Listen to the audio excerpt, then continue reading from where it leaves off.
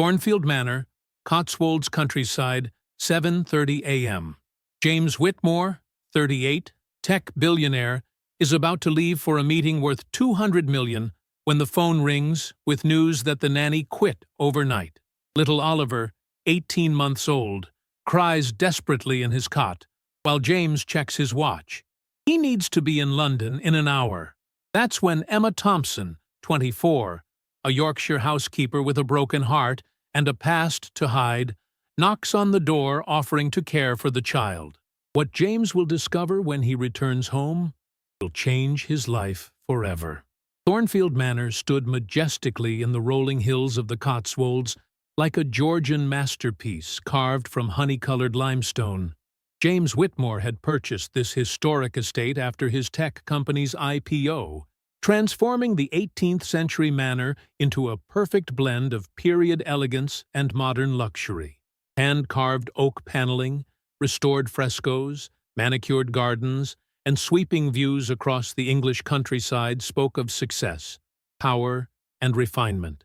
But that September morning, his fairytale castle was crumbling like a house of cards. James, already dressed in a 3,000-pound Savile Row suit, desperately tried to calm little Oliver, who was screaming in his nursery, decorated with hand-painted murals of English woodland creatures. The child was 18 months old, with bright blue eyes like a summer sky over the Cotswolds, and his father's stubborn temperament. Since Charlotte, his wife, had died in a car accident 8 months earlier, James found himself thrust into an unknown world, full-time fatherhood. The call from Prestige Childcare had shattered his plans. The 5th nanny in 6 months had quit during the night, calling Oliver too demanding. Meanwhile, Japanese investors awaited him in London to sign a £200 million contract, the deal that would launch his company into the Asian market. The view from the window showed the Cotswolds awakening in the morning sun, but James had no time to admire the beauty. His world was crumbling piece by piece when he heard a gentle knock at the front door. Emma Thompson was 24 and had arrived from Yorkshire 6 months earlier to work as a housekeeper at the manor. Average height, long chestnut hair always pulled back in a neat ponytail, hazel eyes that hid a deep sadness. She wore the traditional housekeeper's uniform of navy blue and white, always perfectly pressed. James barely knew her. She cleaned, ironed, moved through the house with professional discretion, disappearing to her quarters in the servants' hall each evening without drawing attention. That morning, however, something was different. Emma had heard Oliver's desperate crying and dared to knock on the main door to offer her help. James, with the child in his arms and the clock relentlessly marking the approach of departure time, had no choice. When Emma took Oliver in her arms, something inexplicable happened. The child, who had cried for hours despite the efforts of England's most qualified nannies, calmed immediately. He looked at her with those curious blue eyes, as if he had recognized something familiar in her. James grabbed his 24,000-pound briefcase, hurriedly said goodbye, and rushed to his Aston Martin. The last thing he saw in the rearview mirror was Emma gently cradling Oliver on the grand stone terrace, singing him a lullaby with her soft Yorkshire accent. He didn't know that what he would find upon his return would change everything. The flight to London was a nightmare of tension and worry. James, usually focused and confident during business trips, checked his phone every 10 minutes expecting Emma's desperate call. But silence persisted, feeding both his anxiety and a strange curiosity. The meeting with Japanese investors took place at the London headquarters of Whitmore Tech, on the 50th floor of a glass tower dominating the city's skyline. James presented his revolutionary artificial intelligence platform for the automotive sector, impressive numbers and cutting-edge technology that would transform the Asian market. For the first time in 12 years of his career, however, he couldn't concentrate completely. Part of his mind remained at the Cotswolds Manor, with Oliver in the arms of a Yorkshire housekeeper he barely knew. The head of the Japanese delegation, Hiroshi Tanaka, noticed his distraction, but understood when James explained it was the first time he'd left his son, with a new nanny. The contract was signed at 2 in the afternoon. £200 million, official entry into the Asian market. The biggest deal in his entrepreneurial career. It should have been the happiest day of his professional life, but all he wanted was to return home. When the Aston Martin turned into the tree-lined drive leading to Thornfield Manor at 6 in the evening, James prepared for the worst. The Cotswolds' sun painted everything golden, but he expected to find Oliver crying, Emma exhausted, the house in chaos. Instead, what he discovered left him completely speechless. On the grand stone terrace overlooking the English countryside, Emma had set up a colorful plastic basin filled with warm water. Oliver, completely naked and delighted, was having a bath outdoors, laughing and splashing water everywhere. Emma, kneeling beside the basin with her uniform sleeves rolled up, was gently pouring water over the child's blonde hair using a green watering can from the garden. The scene radiated a simplicity and tenderness that took one's breath away. Oliver laughed with that crystalline laughter of happy children, while Emma sang him a Yorkshire folk song in her gentle voice. The warm colors of the Cotswolds sunset created a magical atmosphere that seemed straight from a classic English painting. James stopped hidden behind a stone column of the portico, unable to move. He had never seen Oliver so relaxed and joyful. In the last 8 months, since Charlotte had died, the child had always been nervous, difficult, often inconsolable. The professional nannies had merely endured him, managing him like a problem to solve. Emma, however, was treating him as if he were the most precious child in the world.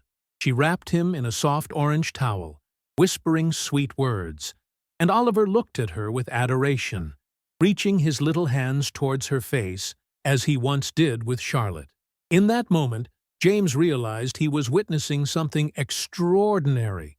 This wasn't a housekeeper watching a child out of necessity, but a woman who knew how to love, who had a natural gift with children, who was filling the void that Charlotte had left in Oliver's heart. When he approached, and Emma turned around, he saw a flash of fear in her eyes, as if she had been caught doing something wrong. James reassured her, and asked how she had managed to calm Oliver so easily. Emma's answer was simple but revealing. Children sense when someone cares for them, out of love rather than just duty. Looking at his son, who had fallen peacefully asleep in Emma's arms, James made a decision that would change everything. He offered her the position as Oliver's official nanny. But deep down he knew Emma was much more than a simple housekeeper. He didn't yet know how right he was, nor that Emma was hiding a secret that would call into question everything he thought he knew about love and destiny. 2 weeks after that magical sunset, life at Thornfield Manor had taken on a completely new rhythm. James had officially promoted Emma to Oliver's nanny, doubling her salary. The child's transformation was evident. He always laughed, slept peacefully, had developed a special bond with Emma that moved anyone who saw them together. But the more James observed Emma, the more his questions grew. She was too cultured to be a simple housekeeper. She spoke perfectly, knew art and literature, cooked refined dishes. When she thought she wasn't being watched, he caught her studying child psychology books or arranging paintings with the eye of someone who had studied art history. And then there were moments of inexplicable sadness. Sometimes, while playing with Oliver, she would suddenly stop, and a deep shadow would appear in her eyes. She would hug the child with desperation that went beyond professional affection, as if trying to fill a mysterious void. One October evening, while rain beat against the manor windows, James heard Emma singing a melancholy lullaby to Oliver. The voice was so sweet and sad that it compelled him to approach the nursery. Emma sat in the antique chair with Oliver asleep in her arms, singing a Yorkshire folk song while tears silently streaked her cheeks. James knocked softly, and when she quickly dried her eyes, he noticed the child had been sleeping for some time. He sat across from her and asked the question that changed everything: if she had ever had children. Emma's face completely crumbled, showing pain so deep that James immediately regretted asking. With a broken voice, while outside the storm shook the ancient oaks, Emma began to tell her story. She was born in Leeds, to a family of teachers, graduated in child psychology from Durham University. At 21, she had married Thomas, an engineer from York. 3 years of absolute happiness. Then came little Harry, born March 15th, 2 years earlier, dark hair like her, green eyes like his father, a perfect child who always laughed, just like Oliver. Sudden meningitis had taken him away in 4 days when he was 10 months old. Thomas couldn't overcome the loss, had started drinking and becoming violent. One night, he had hit her so hard, she ended up in hospital. Emma had fled with a suitcase in the dead of night, taken the first train to London where every corner didn't remind her of Harry. When she had seen Oliver that first morning and held him, it was as if Harry had returned to her, at least a little. James suddenly understood everything. Emma's naturalness with Oliver, the sadness in her eyes, the desperate tenderness. She was filling the void of her lost son, loving Oliver as she would have loved Harry. That night he couldn't sleep, thinking about how destiny had brought to his house the person who could heal his son's broken heart, and especially how Emma was healing his heart too, without him realizing it. The Cotswolds winter arrived, transforming Thornfield Manor into a period postcard. James had begun working from home more often, finding excuses to stay rather than traveling between his company's various offices. He told himself it was for Oliver, but deep down he knew the real reason. He wanted to watch Emma. It was no longer professional curiosity, but something dangerous that grew day by day. Emma had blossomed after sharing her story, moving with more confidence, smiling more often. Enjoying the story? Give it a little like, and don't forget to subscribe. Now then, let's carry on. Her relationship with Oliver was magical. The child walked, holding onto her skirt, said Emma as his second word, always ran to her when he hurt himself. James lost himself in small details. How she hummed while preparing breakfast, filling the house with music. Her grace among the antique furniture, without being intimidated. How she transformed every fairy tale into a little theater for Oliver. And the stolen moments when she didn't know she was being observed, studying the Turner in the drawing room with a competent eye, arranging flowers with natural aesthetic taste, laughing at Oliver's antics, lighting up the whole room. James was falling in love, and this terrified him.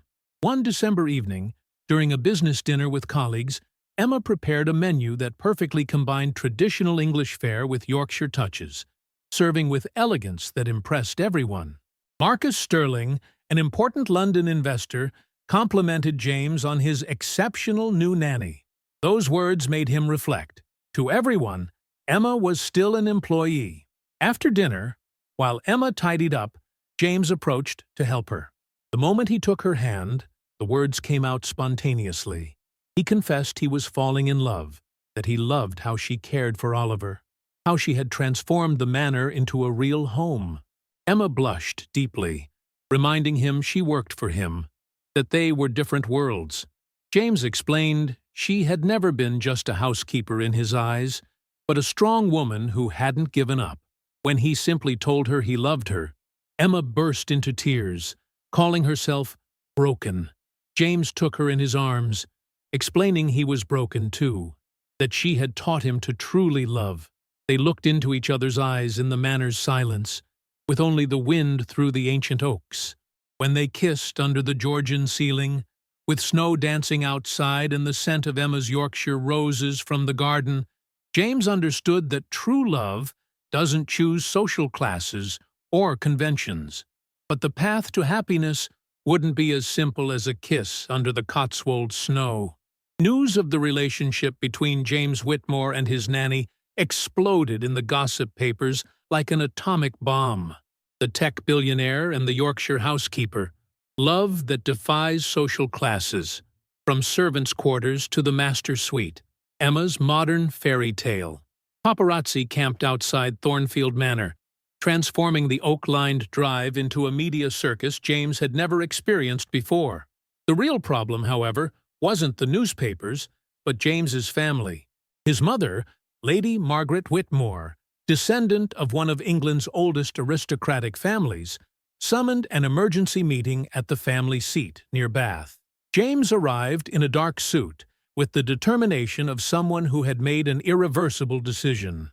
Lady Margaret, seated in the portrait-lined drawing room where generations of Whitmores looked down from gilded frames, didn't mince words. She demanded explanations about what the papers called his imminent marriage to a housekeeper. James replied that Emma wasn't a housekeeper, but the woman he loved who had saved his grandson. His elder brother Frederick, a barrister and future heir to the title, intervened, explaining he understood James's loneliness after Charlotte's death. But this was a mistake that could destroy the family's reputation. James looked at the ancestral portraits on the walls, generations of Whitmores who had lived by rigid social rules, and replied that reputation doesn't embrace you at night when you're afraid, doesn't make you laugh when you're sad, doesn't transform an angry child into a happy one. Lady Margaret rose with the majesty of someone who had governed aristocratic drawing rooms for 40 years, calling Emma a nobody, who clearly wanted to take advantage of his wealth. James felt anger rising and defended Emma, explaining she had refused every expensive gift, still lived in the servants' quarters, had never asked for anything except to love Oliver. The discussion lasted 2 hours with emotional blackmail, threats of disinheritance, and appeals to Charlotte's memory. James left the estate more determined than before, but also more aware of the battle ahead. Meanwhile, Emma was living her personal hell. Journalists had dug into her past, discovered Harry's story, the failed marriage, the flight from Yorkshire. Some publications described her as a saint who had suffered and deserved love, others as a calculator who had planned everything to marry a billionaire. When James returned from the confrontation with his family, he found Emma on the terrace with Oliver, but her eyes were red from crying. The journalists had written about Harry too, turning her son's death into front-page gossip. Emma, devastated by media exposure, suggested stopping everything before it was too late. She pointed out their differences. He born in England's most beautiful manor, she in a Leeds council flat. He with Oxbridge education, she who had struggled to pay university fees, he owning companies worldwide, she who until a year ago didn't even have a home. James knelt before her, explaining his world was there, in the manor, with Oliver and her. Nothing else mattered. When Emma expressed fear he would regret it one day, that she would ruin his reputation and future, James kissed her with passion that swept away every doubt. That evening, James made the most important decision of his life. He called his solicitor and had documents prepared to transfer half his fortune to a trust fund in Emma's name, nearly £500 million. He wanted everyone to understand Emma didn't need his money. She already had it. The next day, he organized a press conference at the manor. Before journalists, photographers, and cameras, with Emma beside him and Oliver in his arms, he announced their engagement and decision to share his wealth. Looking straight into the cameras, he declared Emma Thompson wasn't a woman who had married a rich man, but a rich woman who had chosen to marry him. The gesture was so extraordinary, it made headlines worldwide. The story of the housekeeper who became a millionaire for love won over even the most skeptical hearts. But most importantly, it won Lady Margaret's heart. That evening, she arrived at the manor with a gift, the family engagement ring passed down through 6 generations of Whitmore women. If her son loved Emma enough to share everything with her before even marrying her, she said to everyone's surprise, then perhaps she truly was the right woman for him. 2 years had passed since that press conference that made history. Thornfield Manor had been transformed into an even more magical paradise. Emma had united Georgian aristocratic elegance with Yorkshire warmth, creating an environment where old and new, refinement and simplicity lived in perfect harmony.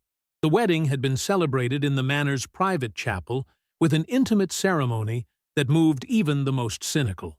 Emma had worn a vintage 1950s dress that belonged to James's grandmother, transformed with small modifications that reflected her personality. Oliver, now 3½, had been the proudest ring-bearer in history, and when he called Emma Mama during the ceremony, there wasn't a dry eye among the guests. But the real miracle had occurred 6 months after the wedding. One May morning, Emma woke James with a radiant smile and a pregnancy test in her hand. They were going to have a little brother or sister for Oliver.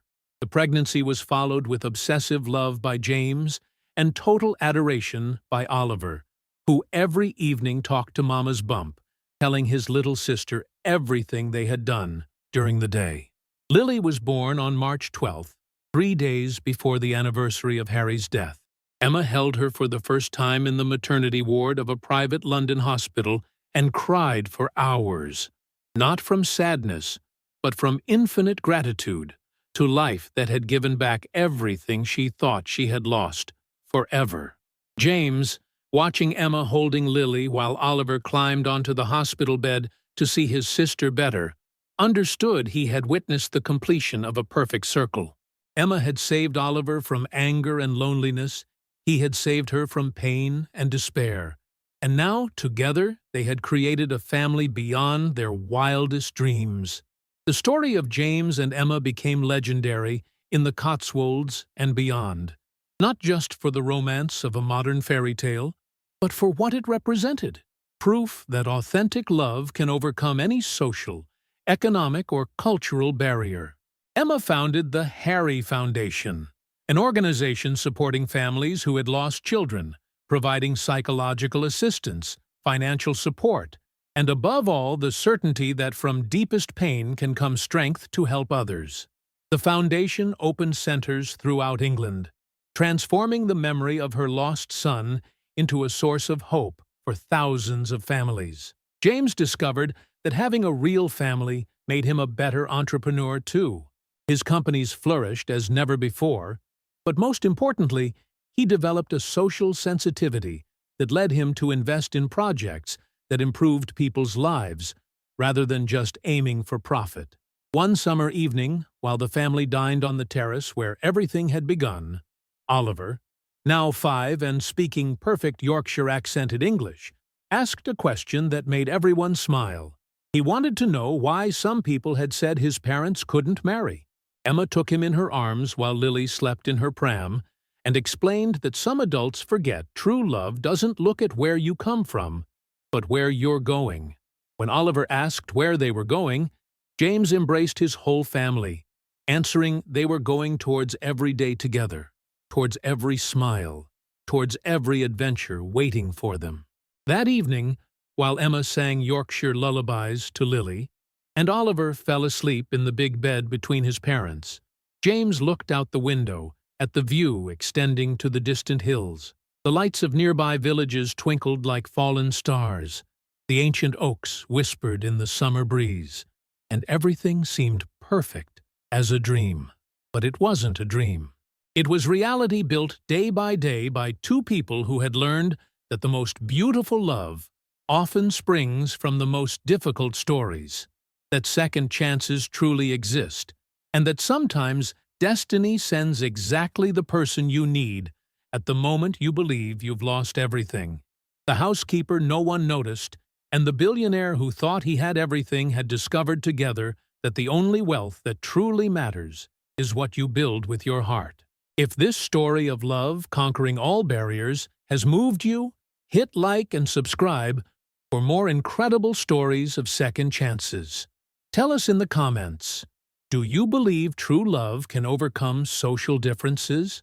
What was the most beautiful second chance in your life? Don't miss the next video, where you'll discover another extraordinary story that will make you believe even more in the power of authentic love.